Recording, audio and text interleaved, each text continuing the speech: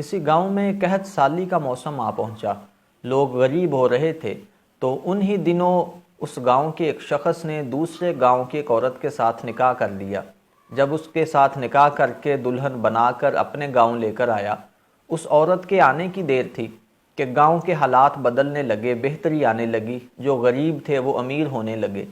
تو لوگ اس غریب شخص کے پاس آئے، آ کر کہنے لگے کہ جس دن سے تمہاری شادی ہوئی ہے اس دن سے ہمارے گاؤں کے حالات بہتر سے بہتر ہوتے جا رہے ہیں۔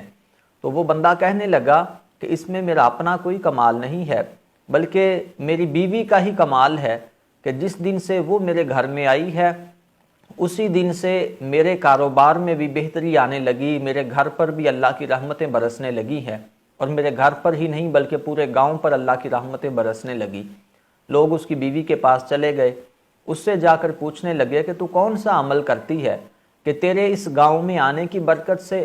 ہر طرف خوشیاں ہی خوشیاں، بہار ہی بہار آنے لگی، مصیبتیں پریشانیاں ختم ہونے لگی، گاؤں کی غربت ختم ہونے لگی۔ وہ عورت کہنے لگی کہ میرا کوئی خاص عمل نہیں ہے، بس عمل اتنا ہی ہے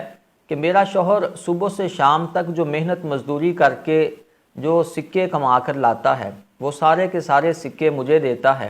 ان میں سے میں ایک سکہ صدقہ دینے کے لیے علیحدہ کر لیتی ہوں، روزانہ ایک ایک سکہ علیحدہ رکھتی ہوں۔ جب وہ کافی سارے سکے میرے پاس جمع ہو جاتے ہیں تو ان سارے سکوں کو اکٹھا کر کے میں اللہ کی راہ میں صدقہ کر دیتی ہوں۔ تو کہا کہ یہ صدقہ کرنے کی ہی برکت ہے کہ ہمارے گھر پر ہی نہیں بلکہ پورے گاؤں پر اللہ کی رحمتیں برستی ہیں۔ تو نبی پاک صلی اللہ تعالی علیہ وسلم آپ کا فرمان بھی ہے،